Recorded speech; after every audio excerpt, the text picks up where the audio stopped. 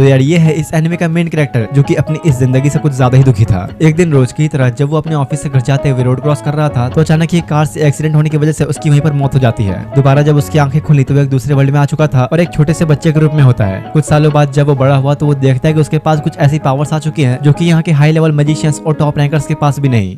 तो इस कहानी की शुरुआत में हमारे मेन कैरेक्टर को दिखाया जाता है जो कि हमेशा की तरह आज भी अपने ऑफिस में काम कर रहा होता है। रात होने पर जब उसके दोनों फ्रेंड्स घर जा रहे थे तो उसे अपनी शाम की पार्टी के लिए इनवाइट करते हैं, लेकिन क्योंकि उसका काफी सारा काम पेंडिंग था तो वो उनके साथ नहीं जा पाता। उनके जाने के बाद वो अकेला बैठा खुद से कहता है अगर मैं घर चला भी जाऊँ तो क्या फायदा, कौन सा कोई मेरा वहाँ इंतजार कर रहा है। टीवी देखना, गेम्स खेलना और काम करना, मेरी लाइफ में अब बस यही बचा है। काफी देर रात तक रुकने के बाद जब वो अपना सारा काम खत्म करके घर जा रहा था तो बस अपनी लाइफ के बारे में ही सोचता रहता है। वो अपने आप में इतना खोया था कि आसपास की जगह पर उसका बिल्कुल भी ध्यान नहीं होता और रोड क्रॉस करते वक्त अचानक एक कार के सामने आने से उसका वहीं पर एक्सीडेंट हो जाता है। ऑन द स्पॉट ही उसकी मौत हो चुकी थी। लेकिन फिर उसके साथ कुछ अजीब होता है और अब जब दोबारा उसकी आंखें खुली तो वो एक बच्चा बन चुका था, जहाँ इस वक्त वो एक बूढ़े आदमी की गोद में है। इसके बाद अब सीधा कुछ सालों बाद का सीन दिखाया जाता है जहाँ अपना मेन कैरेक्टर अब काफी बड़ा हो चुका है, यहाँ तक कि उसके पास कुछ मैजिकल पावर्स भी आ चुकी थी। वो खुद से बातें करते हुए हमें बताता है कि मेरा नाम शिन है, मैं पिछले कई सालों से यहाँ अपने दादाजी के साथ हूँ और हाँ मुझे अपनी पिछली लाइफ अच्छी तरह से याद है जहाँ मैं एक नॉर्मल सी 9 to 5 जॉब किया करता था। असल में बात यह है कि जब शिन इस वर्ल्ड में आया तो कुछ डीमंस ने उसके और उसके पेरेंट्स के ऊपर अटैक कर दिया था, लेकिन तब उस बूढ़े आदमी ने शिन की जान बचाई और तब से पिछले कई सालों से शिन उसके साथ ही रह रहा है। उसके दादाजी की वजह से आज उसके पास कुछ ऐसी मैजिकल पावर्स हैं जिसको अच्छे मैजिशियंस भी इस्तेमाल नहीं कर पाते। उसके दादाजी को तो यकीन ही नहीं होता कि एक बच्चा ऐसी मैजिकल पावर्स यूज कर पा रहा है और इनका नाम है मर्लिन। इतने में तब यहाँ पर दो लोग और आते हैं, मेलिडा और मिशाइल। मेलिडा तो ये देख के गुस्से में आ चुके थे कि आखिर शिन इतने बड़े जानवर का शिकार क्यों कर रहा है, क्योंकि यार ऐसे काम उसके इतनी उम्र के बच्चों के लिए बहुत ही डेंजरस है। लेकिन शिन के लिए तो जैसे ये भयानक जंगल एक गार्डन की तरह है, उसके लिए यहाँ के जानवरों का सामना करना कोई बड़ी बात नहीं। इसके बाद एक बार फिर से टाइम आगे बढ़ता है और 2 साल बाद का सीन दिखाया जाता है जहाँ शिन के दादाजी आज उसे एक डेमन का सामना करने के लिए ले जा रहे थे। वो उसे बताते हैं कि मैजिक तो वैसे इस वर्ल्ड में सबके लिए है, लेकिन फिर भी कुछ ऐसे लोग भी हैं जो उसे कंट्रोल नहीं कर पाते और पूरी तरह से एक डीमन में बदल जाते हैं। कुछ इंसानों ने तो डीमंस के रूप में आने के बाद शहरों में काफी नुकसान भी किया है। तब मर्लिन यानी कि उसके दादाजी उसे सर्च मैजिक यूज करने का तरीका बताते हैं जिससे आसपास से किसी भी चीज को ढूंढा जा सकता है। ये मैजिक इतना आसान भी नहीं, लेकिन फिर भी शिन ने तो बस इसे कुछ मिनटों के अंदर ही सीख लिया और अचानक ही तभी दोनों को एक डीमन के करीब होने की फीलिंग आने लगती है। जैसे ही वो लोग अब उस डीमन के पास पहुंचे तो शिन तो यहाँ खुद को कंट्रोल ही नहीं कर पाता और अपने दादाजी की कोई बात सुने बिना ही उस डीमन के ऊपर अटैक करने के लिए चला जाता है। मर्लिन को भी ये उम्मीद नहीं थी, लेकिन कुछ ही देर के लगातार अटैक्स के बाद शिन तो उस डीमन का नामो निशान ही मिटा देता है। जिसके बाद अब सीधे रात का सीन दिखाया जाता है जहाँ पर मर्लिन, मेलिडा और मिशाइल तीनों शिन के बारे में बात कर रहे थे कि उसने जिस तरह की पावर्स इस छोटी सी एज में हासिल कर ली है वो किसी नॉर्मल बच्चे के बस की बात नहीं। इन लोगों को इस बात पर शक होता है कि शिन शायद किसी दूसरे वर्ल्ड से आया है, जिस पर मर्लिन कहता है कि अगर ये सच है भी तो मुझे कोई फर्क नहीं पड़ता, मेरे लिए वो एक बेटे जैसा है। अगले दिन मर्लिन उसे अकेले मिला के उसे अपने बारे में सारी सच्चाई बताते हुए कहता है कि मैं तुम्हारा असली ग्रैंडफादर नहीं, क्योंकि कल तुमने जिस डीमन को खत्म किया वो वही था जिसने तुम्हारे पेरेंट्स को मारा। ये किसी चमत्कार जैसा ही है कि उस डीमन ने तुम्हें कुछ नहीं किया, शायद तब उसने तुम्हें देखा नहीं था। वैसे यार अपने बारे में सारी बातें शिन को पहले से ही पता थी। उसके दादाजी भी हैरान होते हुए उसे पूछते हैं कि आखिर ये सब जानने के बाद तुम्हारा कोई रिएक्शन क्यों नहीं है। हाँ, क्योंकि मैंने अपने पेरेंट्स को कभी देखा ही नहीं और वैसे भी उस डीमन को मारकर मैंने उनकी मौत का बदला तो ले ही लिया है और मैं इस बात से काफी खुश हूँ कि इस वक्त आप लोग मेरे साथ हैं। उसकी बातों से तो मर्लिन इतना इमोशनल हो गया कि खुशी के मारे रोने ही लग जाता है। एक बार फिर से दोबारा टाइम बीतता है और अब 5 साल बाद का वक्त दिखाया गया जहाँ अपना शिन अब 15 साल का हो चुका है। उससे मिलने के लिए उसके घर पर 4 लोग आए हुए थे,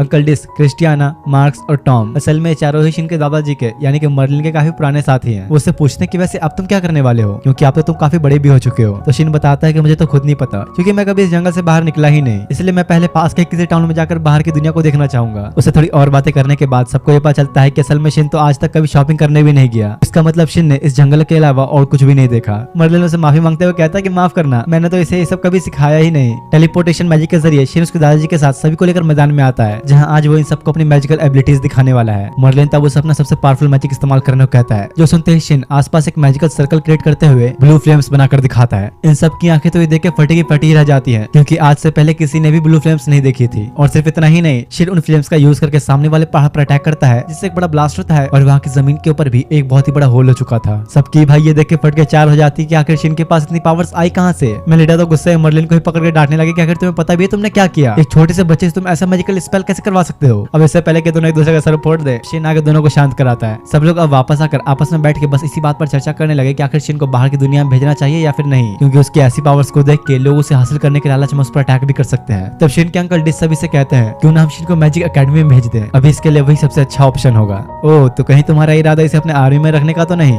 नहीं, मैं आपसे प्रॉमिस करता हूँ कि मैं कभी भी इसे अपने साथ शामिल नहीं करूंगा। शिन के पूछने पर अंकल डिस उसे बताते हैं कि मैजिक एकेडमी रॉयल कैपिटल में एक स्कूल है जहाँ टैलेंटेड बच्चों को मैजिक यूज करने का तरीका सिखाया जाता है। उस अकेडमी में काफी दूर दूर से बच्चे भी एडमिशन लेने के लिए आते हैं, तो इससे तुम वहाँ पर काफी सारे दोस्ती बना पाओगे। लेकिन अगर तुम्हें वहाँ एडमिशन लेना है तो एंट्रेंस एग्जाम देना होगा, जो कि काफी टफ होता है। यही बातों बातों में शिन को ये भी पता चलता है कि अंकल डिस असल में सिटी किंगडम के किंग हैं और क्रिस्टियाना रॉयल गार्ड्स के ऑर्डर पर अंकल डिस को प्रोटेक्ट करने के लिए उनके साथ रहती है। और तो और मार्क्स भी काफी हाई लेवल मैजिक डिवीजन का मैजिशियन है। ये सब सुन के अब जब शिन मिशेल के बारे में पूछता है तो वो बताता है कि अभी मैं रिटायर हो चुका हूँ, लेकिन असल में मैं पहले नाइट कमांडर हुआ करता था। शिन सोचता है कि अब यार चल क्या रहा है, इतने सालों से मैं इन लोग के साथ था, लेकिन मुझे तो पता भी नहीं कि लोग इतने हाई पोस्ट वाले लोग हैं। लेकिन उसे एक बात नहीं समझ में आती कि आखिर एक किंग उसके दादाजी का दोस्त कैसे बन गया। तो उसके अंकल डिस उसे बताते हैं कि दरअसल सालों पहले जब डिमस ने हमारी कंट्री पर अटैक किया था तब मेरी उम्र काफी कम थी, लेकिन मैं फिर भी किसी की बात न मान के उस डिमस से अकेले ही लड़ने चला गया। उस वक्त अगर मास्टर मर्लिन और मिस मेलिडा मेरी जान बचाने को ना आते तो मेरा मरना तो पक्का तय था। जब से इन दोनों ने मिलकर उस पावरफुल डीमन को हराया, पूरे देश के लोग इन्हें हीरोज मानने लगे और टाइम बीतने के साथ मेन लोगों से काफी अच्छी जान पहचान भी हो गई। मतलब कि शिन के दद्दू और दादी जिन्हें अब तक वो नॉर्मल समझ रहा था, वो तो असल में एक टाइम पर इस दुनिया के हीरोज हुआ करते थे। ये सब सुनकर तो उसे खुद के ही होश उड़ जाते हैं कि भाई चल क्या रहा है, मुझे ये सब बातें अब पता लग रही हैं। जिसके बाद अगले सीन में दिखाया जाता है कि काफी सालों बाद मर्लिन और मेलिडा शिन के साथ किंगडम में रहने के लिए आते हैं। इन दोनों का घर तो यार किसी आलिशान महल से कम नहीं होता, जहाँ पर काफी सारे वर्कर्स और सर्वेंट्स भी मौजूद थे। सच में अगर ये लोग इतने अमीर है तो अब तक पता नहीं जंगलों में क्यों रह रहे थे। शिन अब सिटी घूमने के लिए बाहर निकलता है, जहाँ पहली बार वो इस वर्ल्ड के लोगों और यहाँ के नजारों को देख रहा था। काफी देर तक घूमते घूमते वो एक गली में पहुंचता है जहाँ कुछ बदमाश दो लड़कियों के साथ जबरदस्ती कर रहे थे। वो ये देखते ही बस कुछ सेकंड्स के अंदर ही उन्हें अच्छी तरह से पेल देता है। दोनों ही लड़कियां उससे काफी खुश होकर उसे बचाने के लिए थैंक्स कहती है और उनमें से एक की क्यूटनेस पर तो शिन लगभग खो ही चुका था। तीनों ही अब एक कैफे में आते हैं जहाँ पर इन दोनों का नाम पता चलता है। इस लाल बालों वाली का नाम मारिया और ब्लू वाली का नाम सिसिली है। इनसे बात करने पर शिन को पता चलता है कि ये दोनों लड़कियां भी मैजिक एकेडमी के अंदर एंट्रेंस एग्जाम देने वाली है। वो अब जब दोनों से ही हाथ मिलाकर उन्हें एग्जाम के लिए गुड लक कहता है तो सिसिली का चेहरा बिल्कुल ही लाल हो गया। तो समझ जाओ कि यहाँ कुछ तो गड़बड़ है। बातों बातों में मारिया उससे पूछती है क्या तुम जानते हो मिस्टर मर्लिन और मिसेस मेलिडा हाल ही में सिटी में वापस लौटे हैं। कितनी खुशी की बात है, मैं तो उनसे मिलने के लिए काफी एक्साइटेड हूँ। ये सुन के तो यार अब तुम लोग भी समझ ही गए होगे कि ये और किसी की नहीं बल्कि अपने शिन के दादा और दादाजी की बात कर रही है। शिन उससे पूछता है किसका मतलब तुम्हें वो दोनों काफी पसंद है। हाँ तुमने सही कहा, और मैंने सुना है कि इस साल तो उनका ग्रैंडसन भी एंट्रेंस एग्जाम देने वाला है। वो तो हमारी एज का ही होगा, पता नहीं मैं उससे कब मिलूंगी। अब यार इसे कहाँ पता कि जिसके बारे में सोच के इतना सपने सजा रही है वो और कोई नहीं बल्कि अपना शिन ही है। तभी अचानक कुछ काम आने पर शिन उन्हें बैग के वहां से चला जाता है। तब मारिया सिसिली को चिढ़ाते हुए कहती है अगर तुम्हें वो पसंद नहीं तो क्या मैं उसे अपना बना लूं। जो सुनते ही वो उसे हड़बड़ाते हुए मना करती है कि अरे नहीं, इतनी जल्दी क्या है तुम्हें, अभी तो हमारा वो ढंग से दोस्त भी नहीं बना। इसकी हरकतें साफ जाहिर कर रही है कि इसका दिल आ चुका है शिन के ऊपर। इसके बाद अब सीधा एंट्रेंस एग्जाम वाले दिन का सीन दिखाया जाता है जहाँ शिन बाहर खड़ा मारिया और सिसिली को ही ढूंढ रहा था। काफी देर तक इधर उधर भटकने के बाद जब वो क्लासरूम की लिस्ट चेक करने पहुंचता है तो एक लड़का एटीट्यूड में आके उसे वहां साइड होने के लिए कहता है, लेकिन शिन तो उसकी बातों को ऐसे इग्नोर करता है जैसे तुम लोग मेरे वीडियोस के लाइक बटन को, तो इसी बात पे लाइक कर दो।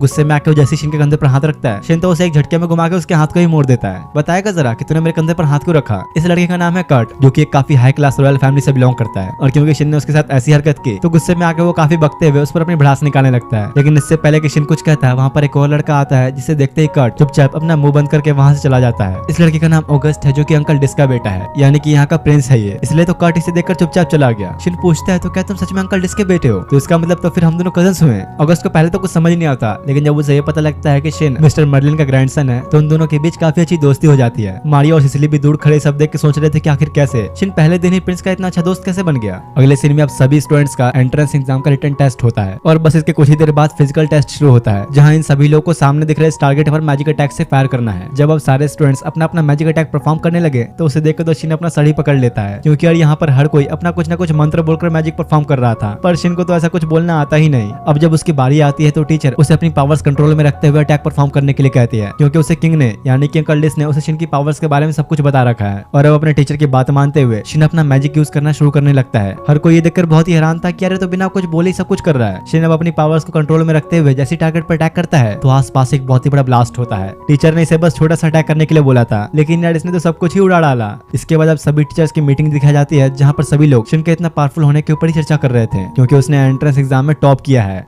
एग्जाम पास करने के बाद अगले दिन शिन और अगस्त एकेडमी की यूनिफॉर्म लेने जाते हैं। वहाँ बैठे टीचर उसे कहते हैं कि तुम्हारी यूनिफॉर्म पर ऑलरेडी डिफेंस मैजिक यूज कर दिया गया है, तो इसे तुम्हें फिर से करने की कोई जरूरत नहीं। जो सुनते ही शिन एक इवली स्माइल देते हुए सोचता है अगर मैं इस पे एक बार फिर से अपना वाला मैजिक करूँ तो।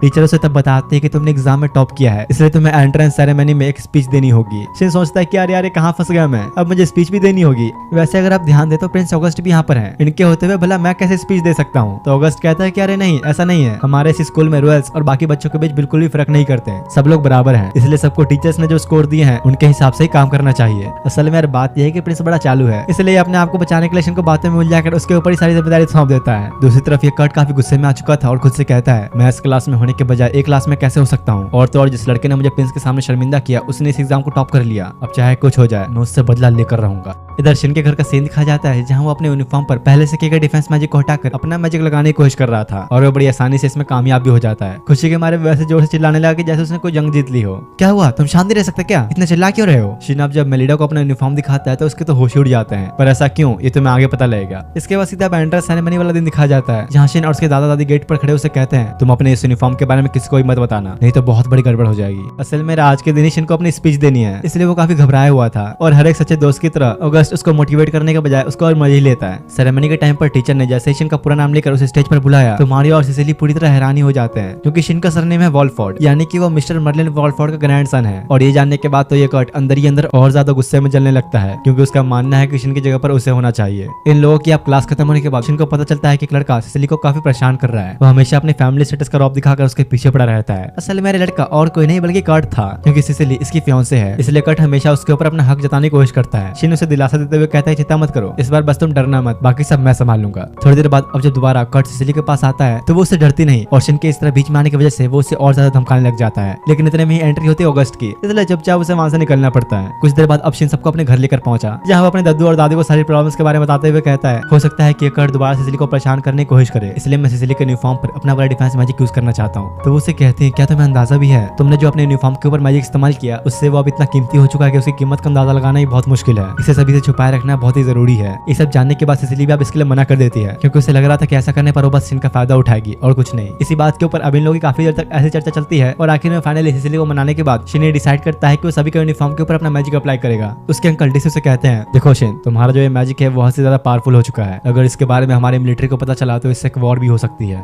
अब जब सब जाने लगे तो शिन सिसिली से कहता है, तुम कल से स्कूल अकेले नहीं जाओगी, मैं भी तुम्हारे साथ चलूंगा, क्योंकि अभी भी इसका खतरा टला नहीं है, वो शायद तुम्हें नुकसान ही पहुंचा सकता है। शिन तब सबको अपना टेलीपोर्टेशन मैजिक यूज करके दिखाता है, जो देखो सबके होश उड़ चुके थे, क्योंकि आज से पहले इन लोगों ने इस तरह से मैजिक का इस्तेमाल होते हुए नहीं देखा था। सुबह का सीन दिखाया जाता है जहाँ पर शिन, मारियो और सिसिली तीनों ही एक साथ स्कूल जा रहे थे। चलते चलते ये दोनों आपस में बातें करने में इतने खुश जाते हैं कि मारियो को तो बिल्कुल भूल ही गए। थोड़ा सबर नहीं हो रहा क्या तुम लोगों से, रोड पर ही सारी बातें करनी है। तीनों जब स्कूल पहुंचे तो एक न्यू स्टूडेंट से मिलते हैं जिसका नाम है एलिस, और ये लड़की तो कुछ ज्यादा ही एक्साइटेड थी अपने फर्स्ट डे क्लास के लिए। इसके बाद दिखाया जाता है कि टीचर उन्हें पूरे स्कूल का टूर देते हुए बताते हैं कि ये स्कूल दो हिस्सों में बटा है, एक जिसमें तुम सबकी रेगुलर क्लासेस चलती हैं और दूसरा वो जहाँ पर स्टूडेंट काउंसिल, लेबोरेटरी और स्टडी ग्रुप्स हैं। यहाँ काफी सारे ग्रुप्स हैं जैसे कि attack magic, life study, body language और भी बहुत सारे स्टडी ग्रुप्स। पीछे खड़ा ऑगस्ट का बॉडीगार्ड जूलियन कहता है, अगर मुझे प्रिंस के साथ न रहना होता तो मैं जरूर बॉडी लैंग्वेज ग्रुप में होता। अरे इसमें क्या है, तुम चाहो तो अभी भी रह सकते हो, क्योंकि तुम लोग तो जानते ही हो इस मैजिक एकेडमी के अंदर मेरी कोई रॉयल्टी नहीं चलती। असल में यार बात यह है कि ऑगस्ट को अपने बॉडीगार्ड से पीछे छुड़ाना है, बड़ी चालाकी से काम निकलवाता है सभी से। एलिस तब शिन से पूछती है कि आखिर तुम कौन सा स्टडी ग्रुप चुनोगे, तो वो मना करते हुए कहता है कि नहीं, अभी मैंने इस बारे में सोचा नहीं। अरे वैसे तुम चाहो तो अपना भी एक ग्रुप बना सकते हो। ये सुन के बाकी स्टूडेंट्स भी कहते हैं कि अगर शिन खुद का कोई स्टडी ग्रुप बनाएगा तो हम लोग भी उसमें ज्वाइन होना चाहेंगे। ग्रुप स्टार्ट करने के लिए 5 से ज्यादा मेंबर्स और एक फैकल्टी एडवाइजर होना चाहिए। और हाँ शिन, तुम चाहो तो मैं भी एडवाइजर बन सकता हूँ। जिसके बाद सब लोग बस इसी बात पे चर्चा करना डिसाइड कर देते हैं कि इस ग्रुप का नाम क्या होगा, और फाइनली वो लोग एक नाम चुनते हैं, अल्टीमेट मैजिक स्टडी ग्रुप। सबके सब बस खुद ही फैसला करने में लगे थे, शिन की तो कोई सुनता भी नहीं। अब शाम के वक्त का सीन दिखाया जाता है जहाँ पर महल के अंदर अंकल डिस के साथ कुछ लोग बैठकर डीमंस के इस फैलते आतंक के ऊपर मीटिंग कर रहे होते हैं। असल में पिछले 1 साल के अंदर इन डीमंस की संख्या काफी ज्यादा बढ़ चुकी है, पर ध्यान देने वाली बात यह है कि लोग धीरे धीरे सामने आते हैं। ऐसा लग रहा है कि कोई है जो नहीं चाहता कि लोगों का ध्यान इन डीमंस के ऊपर जाए, इसलिए यहाँ बैठे कई लोगों का मानना था कि इन डीमंस को आर्टिफिशियली बनाया जा रहा है। तो इस तरफ इधर कर्ट के डैड को दिखाया गया जो कि उसके ऊपर काफी गुस्सा हो रहे थे। तुमने आखिर समझ क्या रखा है, तुम अकेडमी में अपने फैमिली का नाम कैसे यूज कर सकते हो, तुम्हारी वजह से मुझे किंग ने बुलाया था। अगर तुम भूल रहे हो तो मैं याद दिला दूं कि उस मैजिक अकेडमी के अंदर हमारी कोई रॉयल्टी नहीं चलती। आखिर आप मुझे क्यों डांट रहे हैं, ये सब उस शिन की वजह से हुआ है। अब तो उसने मेरी फियांसे को भी मुझसे दूर कर दिया। कर्ट से सब और बेतुकी की बातें सुन के उसके डैड उसे एक पंच मार के वहीं पे सुला देते हैं और उसकी हरकतों की वजह से सजा के तौर पर उसे ले जाकर एक रूम में बंद करवा देते हैं। इसके बाद अगले दिन अकेडमी में इन सबको भी ये बात पता लगती है कि कर्ट के डैड ने उसे एक रूम में बंद करवा दिया है। तुम लोग को इसके बारे में कुछ पता है क्या कि कर्ट ऐसे बर्ताव क्यों कर रहा है?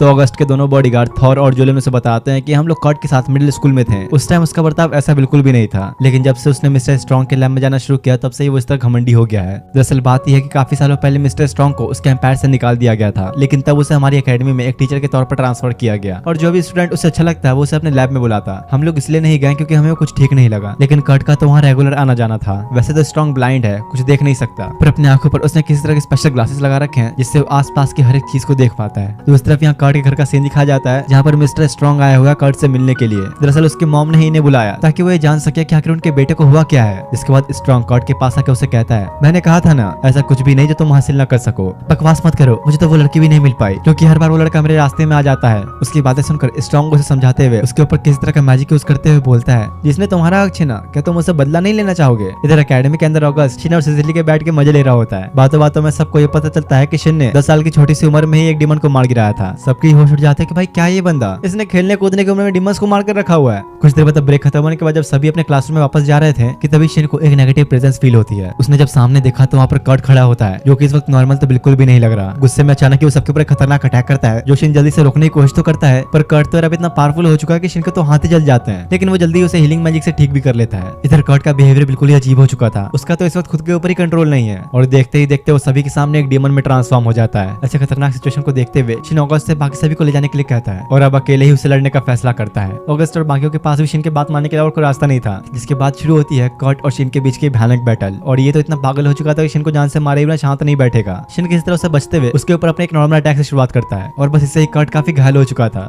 आज तो मैं तुम्हें मार के ही छोड़ूंगा, अब तुम मुझसे नहीं बचने वाले। उसकी बातें सुनकर शिन खुद हैरान हो जाता है क्योंकि उसने सुना था कि डीमंस कभी बात नहीं करते, पर कर्ट तो पूरे होशो हवास में बात कर पा रहा है। इसी तरह थोड़ी देर तक और लड़ने के बाद उसे समझ में आता है कि असल में अभी कर्ट पूरी तरह से एक डीमन नहीं बना, उसे अभी भी रोका जा सकता है। लेकिन देखा जाए तो अभी सिचुएशन कंट्रोल से बाहर जा चुकी है। कर्ट गुस्से के ऐसे स्टेज में पहुंच जाता है कि शिन को तो अब मार के ही छोड़ेगा और एक बड़े ब्लास्ट से सबको छुड़ाने के लिए वो एक मैजिकल सर्कल क्रिएट करता है। शिन भी लगातार अपने अटैक्स करके उसे रोकने की कोशिश तो कर रहा था, लेकिन कर्ट के इस डिमोनिक पावर के सामने इन सबका कोई फायदा नहीं। आखिर में अपने शिन के पास अब कोई रास्ता नहीं बचता सिवाय कर्ट को पूरी तरह से खत्म करने के, क्योंकि हालात यहाँ कुछ ज्यादा ही बिगड़ चुके हैं। वो अपनी एक मैजिकल स्वॉर्ड निकालकर कर्ट के सर को काट के बीच से अलग ही कर डालता है। एक झटके में यार शिन ने उसे मौत के घाट उतार दिया। लेकिन अब इस बात से वो काफी दुखी भी था और खुद से कहता है, आज तक मैंने किसी इंसान को चोट नहीं पहुंचाई, लेकिन आज मुझे अपने इन हाथों से अपने क्लासमेट को मारना पड़ा। थोड़ी देर बाद अब बाकी सभी वापस आते हैं। किसी को भी यकीन नहीं होता कि शिन ने एक डीमन को खत्म कर दिया। ऑगस्ट से कहता है, अब ये बात काफी आगे बढ़ने वाली है, हम इसे लोगों से छुपा नहीं सकते। ये हमारे पूरे हिस्ट्री का वो दूसरा इंसान था जो कि एक डीमन ने बदला और तुमने तो इसे ऐसे ही मार डाला। रॉयल गार्ड्स के आने पर ऑगस्टो ने बताता है कि डीमन को मारने वाला और कोई नहीं मर्लिन वॉलफोर्ड का ग्रैंडसन शिन वॉलफोर्ड है। दूसरी तरफ स्ट्रॉन्ग को दिखाया गया जो कि कहता है, आखिरकार मेरा एक्सपेरिमेंट सफल हुआ, अब मैं इस किंगडम की तबाही के एक कदम और करीब आ चुका हूँ। असल में स्ट्रॉन्ग यहाँ मैजिक एकेडमी के पास की बिल्डिंग पर खड़ा शिन पर नजर रख रहा था। मुझे एक बात बताओ, किसी के लिए भी डिमोनॉइड बनना इतना आसान है क्या? असल में जो भी इंसान डिमोन बदलता है उसे डिमोनॉइड कहा जाता है। शिन के पूछने पर बाकी सभी स्टूडेंट्स उसे बताते हैं कि पहली बार जब एक इंसान डिमोनॉइड बना था तो वो काफी हाई लेवल का मैजिशियन था जिसका उसे खुद की पावर्स के ऊपर बिल्कुल भी कंट्रोल ही नहीं था। और देखा जाए तो कर्ट का डिमोन बदलना कोई नॉर्मल बात नहीं, क्योंकि वो तो भी एक मैजिक स्कूल में ही था, सभी की तरह एक नॉर्मल स्टूडेंट ही था। क्या ऐसा हो सकता है कि डीमंस को कोई आर्टिफिशियली बना सके? क्योंकि मेरे दादाजी ने बताया था कि जब कोई इंसान डीमन बनता है तो वो अपने सारे होश खोकर बस चिल्लाता ही रहता है। लेकिन कर्ट तो मुझसे लड़ते वक्त बात कर पा रहा था और थोड़ा होश में भी था। ऐसा लगता है कि शायद वो किसी ह्यूमन एक्सपेरिमेंट का हिस्सा था, पर किसी को भी शिन की बातों पर उतना कोई यकीन नहीं होता और न ही कोई इस पर ज्यादा ध्यान देता है। अब जब ये सारी बातें बताने के लिए शिन अपने दोस्तों के साथ घर पहुंचा तो देखता है कि अंकल डिस भी यहाँ है। असल में बात यह है कि शिन ने एक डिमोनॉइड को मार गिराया, इसलिए उसके अंकल डिस उसके दादू और दादी को बताने आए थे कि शिन को फर्स्ट ऑर्डर ऑफ मेरिट का इनाम मिलेगा। वो भी खुद सुनकर हैरान था और पूछता कि भला अब इसकी क्या जरूरत। साथ ही उसके दादाजी भी इस बात से खुश नहीं होते क्योंकि वो नहीं चाहते कि शिन को किसी भी पॉलिटिकल मामले में डाला जाए। तो अंकल डिस उन्हें कहते हैं, तुम दोनों तो जानते ही हो, सालों पहले जब एक डिमोनॉइड आया था तो पूरा शहर खत्म होने के कगार पर आ चुका था और अभी के हालातों को देखकर मुझे ऐसा लग रहा है कि वैसा दोबारा भी हो सकता है। लोगों तक ये बात पहुंच गई है कि एक बच्चे ने डिमोनॉइड को हराया। आपके ग्रैंडसन ने वो किया है जो आज से आपने काफी सालों पहले किया था और आपको भी इसके लिए अवार्ड तो मिला ही था, इसलिए हम लोगों को भी शिन को एक अवार्ड देना चाहिए, नहीं तो लोगों के बीच बात बिगड़ सकती है। चलो ये सब तो ठीक है, लेकिन याद रखना अगर तुमने अपना वादा तोड़ा तो हमें शहर छोड़कर हमेशा हमेशा के लिए चले जाएंगे। जिस पर डेस खुद मर्लिन के सामने जो कोई प्रॉमिस करता है कि वो ऐसा कभी नहीं होने देगा। सबके ये देख कर होश उड़ जाता है कि भाई यहाँ पे चल क्या रहा है। किंग ने तो शिन के दादाजी के सामने अपना सर झुका लिया। इसके बाद सीधा अगले दिन का सीन दिखाया गया जहाँ पर शिन जब इन दोनों के साथ स्कूल जा रहा था तो आसपास की सारी लड़कियां बस उसके बारे में ही बात कर रही होती हैं। देखो ये तो वही है जिसने डिमोनॉइड को हराया था। शिन की पॉपुलैरिटी तो भाई अब इतनी ज्यादा बढ़ चुकी है कि स्कूल में आधे से ज्यादा स्टूडेंट्स बस उसके ही ग्रुप में ज्वाइन होना चाहते थे। उनका टीचर भी सोचे पड़ जाता कि भाई अगर सबके सब शिन के ही ग्रुप में ज्वाइन हो जाएंगे तो बाकी के ग्रुप्स का क्या होगा। इसलिए वो यहाँ पर एक शर्त रखते हुए सभी से कहता है कि जो भी स्टूडेंट डायमेंशन मैजिक का सही यूज कर पाएगा सिर्फ वही शिन के ग्रुप में ज्वाइन हो सकता है। दूसरी तरफ इधर अंकल डिस को दिखाया गया जो कि अपने दो मिनिस्टर्स को उस डिमोनॉइड के बारे में इन्हें बता रहे होते हैं, जहाँ इन्हें भी अभी लगता है कि उन डिमोनॉइड्स को कोई आर्टिफिशियली बना रहा है और क्योंकि शिन का भी शक अब इसी चीज पर है तो वो इस चीज के ऊपर इन्वेस्टिगेशन का फैसला करते हैं ये देखने के लिए कि आखिर इस बात में कितनी सच्चाई है। इधर एकेडमी के अंदर दिखाया जाता है जहाँ पर शिन के ग्रुप में दो नए मेंबर्स को ज्वाइन किया गया है, बीन और ओलिविया। ये दोनों ही टीचर के सारे टेस्ट को पास करके शिन के ग्रुप में आए हैं। जहाँ बीन की फैमिली पूरे शहर में पावरफुल वेपन्स बनाने के लिए मशहूर है, वहीं ओलिविया की फैमिली का खुद का एक वर्ल्ड फेमस रेस्टोरेंट है। शिन बीन से पूछता है, क्या तुम मेरे लिए एक वेपन बना सकते हो? अरे नहीं, मैं इतना कोई प्रोफेशनल नहीं, मुझे तो बस थोड़ा बहुत ही आता है। वैसे भी यार तुम्हारे वेपन्स ने तो एक डिमोनॉइड तक को मार दिया था, इसलिए उसके साथ छेड़छाड़ करना मेरे बस की बात तो नहीं। तो शिन कहता है कि चिंता मत करो, वो बस एक रेगुलर स्वॉर्ड है जिसके ऊपर मैंने कुछ मैजिक स्पेल्स यूज किए हुए हैं। मैं चाहता हूँ कम से कम तो इसमें कुछ इंप्रूवमेंट्स करके इसे और पावरफुल बनाओ। शिन के थोड़ा बहुत और समझाने के बाद फाइनली बीन इसके लिए मान जाता है दूसरी तरफ दिखाया गया कि दो इन्वेस्टिगेटर्स को ये पता चला है कि कर्ट डिमोनॉइड बनने से पहले मिस्टर स्ट्रॉन्ग से मिला था, इसलिए वो लोग अब शाम के टाइम पे जांच पड़ताल करने के लिए स्ट्रॉन्ग से मिलने आते हैं और उससे पूछते हैं कि आखिर तुम्हारी आंखें कैसे खराब हुई।